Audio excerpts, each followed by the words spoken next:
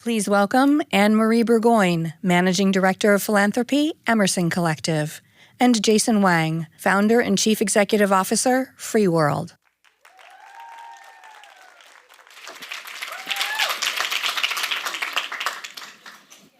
Hi, everybody. Hi, Jason. Hi.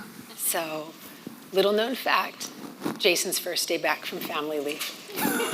So there you go. That warms us up. So I'm really glad to be here, and we're going to jump right in. We have a short amount of time. Jason, your story is super powerful. You were an incarcerated person when you were a teenager in Texas. You went on to college. You earned multiple degrees, but you were still shut out of certain jobs in the workforce because of your record. And so I know some people have heard this story before, but can you give folks a little brief snapshot of your experiences, and especially your lived experiences that really shaped the FreeWorld model? Absolutely. So my life's mission has been to end mass incarceration, and a lot of that has to do with my own personal experiences going through the criminal justice system.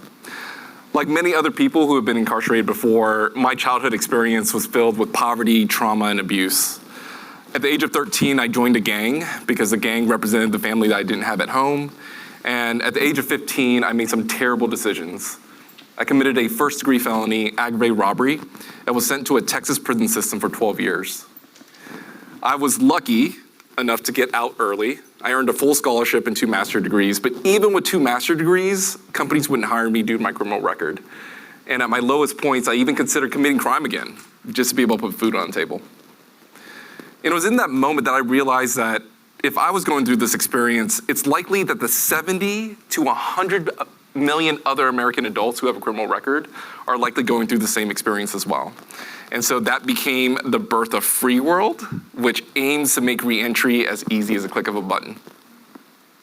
All right. I know. So we're going to dig into that. So FreeWorld, if you don't know, is best known for its trucking program. But I believe what sets you apart, and you just mentioned this, is that you have been evolving to use technology to make reentry from prison as easy as clicking a button. So I want you to unpack that. Sure. Whether it's getting vital documents, arranging transportation, rebuilding credit. How are you using technology? And I want you to take it on 2 levels. Operations, which is sort of like the back-end guts, and then the climate-facing solution. Yep, absolutely. So I'll start off with a story. When I went to prison back then when we had flip phones. And so my phone was a Motorola Razr. And I remember getting out of prison and somebody showing me an iPhone for the first time. And I was like, what the heck is an iPhone? Like, where's the keyboard?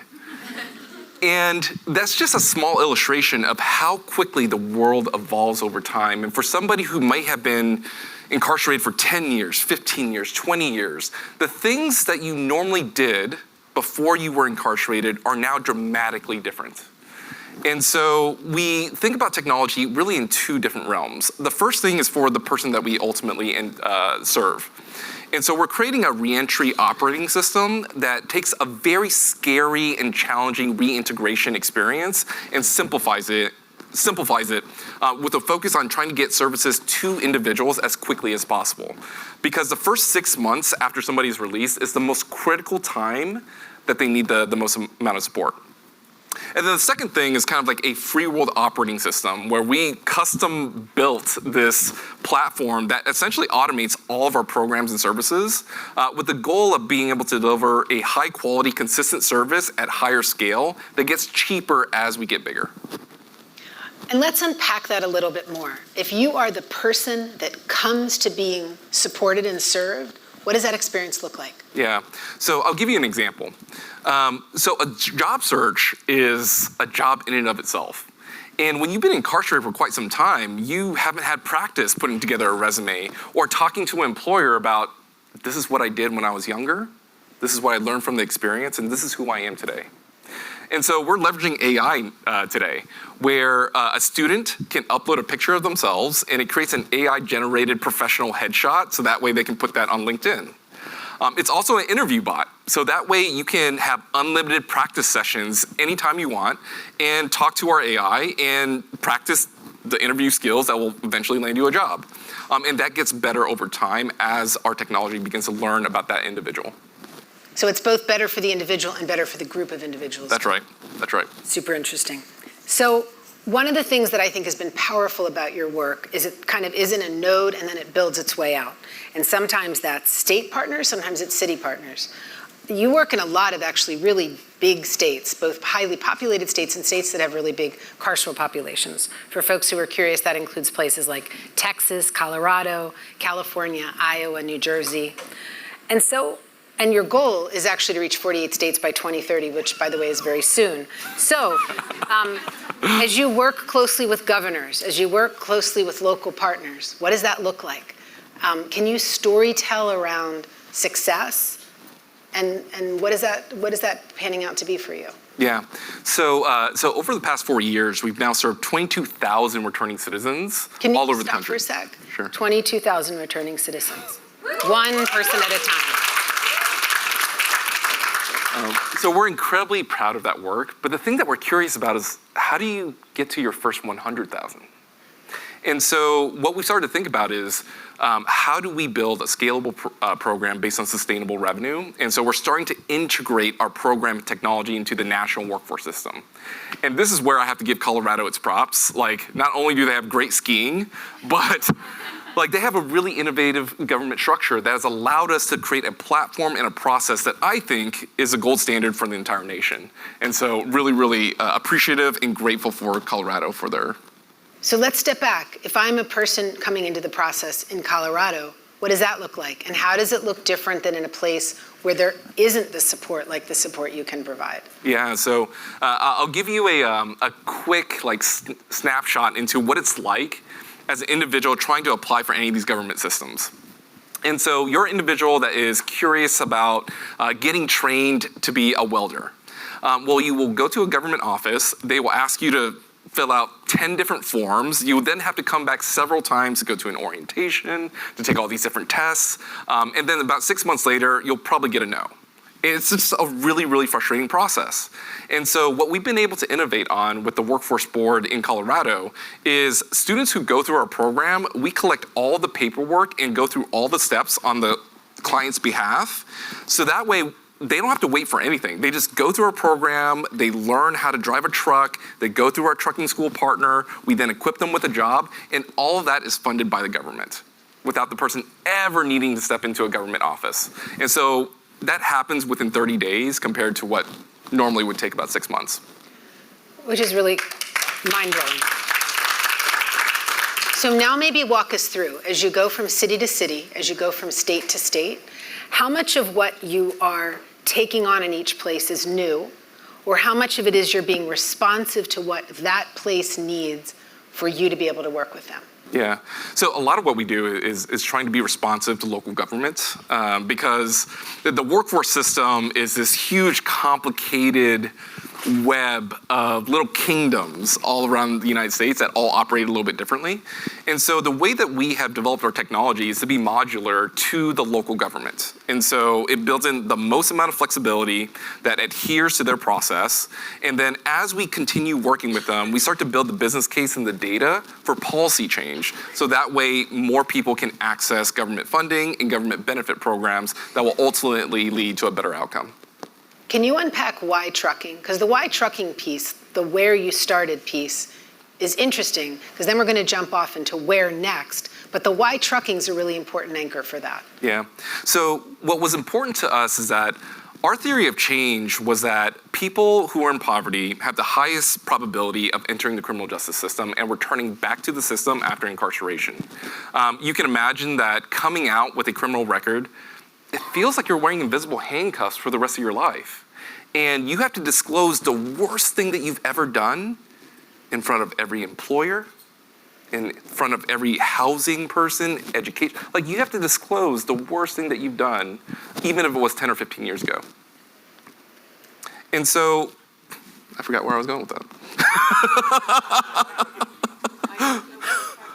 Oh yeah, white trucking, sorry. So, That was like a phone a friend situation. Yeah, I know. Very nice. Like, this is being taped and is shared all over the world. Great.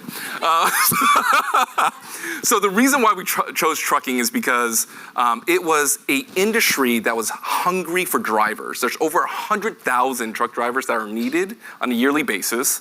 And that meant that we were able to get people with criminal histories into these jobs at higher rates than other industries that we tested this in. Dollar for dollar, it's one of the highest returns on investment. It costs $5,000 to send somebody to trucking school, and it takes about 30 to 45 days. So it's extraordinarily quick. And once you're in the trucking industry, you can make $60,000 to $120,000 within your first year alone. Just to give you a sense of what the experience is like for somebody coming out of prison, 50% of people within their first year are unemployed. If they are employed, they're making about $15,000 a year. And so to be able to make a living wage and to be able to take care of your family, it's part of the reason why our recidivism rates are so low. Yeah. I have a last question, but before I get to it, if you are involved with FreeWorld, you get this, I don't know, I think it comes monthly email. And my favorite part of it is watching the community around the work. So can you share that? Because it's quite powerful and quite beautiful. Yeah. So we never expected this when we first launched this, but back at the formation of FreeWorld, we added every student that joined our program onto a Slack channel. That Slack channel has now grown to like 15,000 people. And it's incredible. Like, we have people from all over the nation who are complete strangers to each other, who are helping each other. They're saying, hey, I know it's tough right now, but if you follow the process, like, you'll get to the end goal, and here's my story. Or, hey, I just got hired at Schneider, like, DM me, and I will help you get a job at that company. Or there are other stories of people who were successfully in a trucking position for quite some time. They saved up enough money to start their own trucking company, and are now hiring students coming out of our program. And so it's just been an unexpected, but really joyful, like, virtuous cycle of people helping each other. Very much so. Last question. So you've transformed thousands of lives, and now you're expanding into new industries and new places.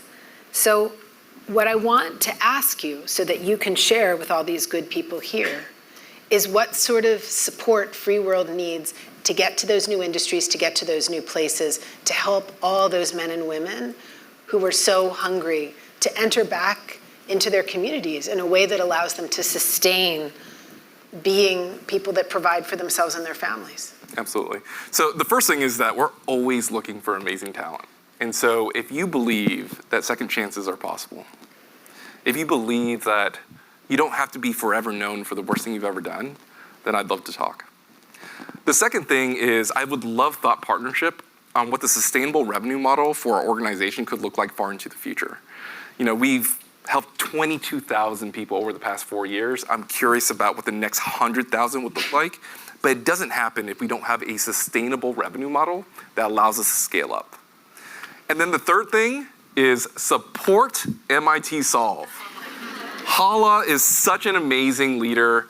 This is such an incredible platform. They could have picked anybody to be able to put on the stage, but they chose us, they chose our work, they chose the people that we serve, and this is something I'm really, really grateful for. So please support MIT Solve. Jason Wang, FreeWorld. Thanks, everybody. Thank you.